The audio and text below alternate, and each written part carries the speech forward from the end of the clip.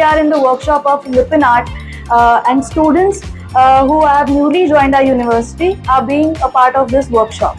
Today we are doing art form which is connect with Kutch.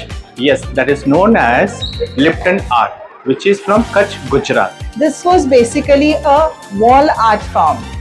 People used to decorate their walls of the houses outside and inside with this art form. It was used by the people to decorate their huts with mirror work, mud and clay to survive in the extreme heat conditions.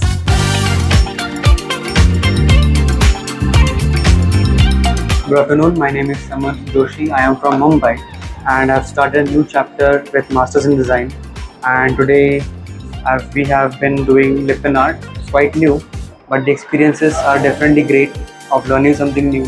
So today they just taught us the Lippan Art that belongs from Kutch, Gujarat.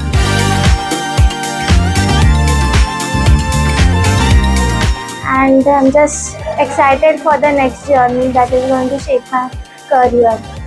So students are also very excited to explore themselves, and they are feeling that yes, they are connected with the root of craft and art.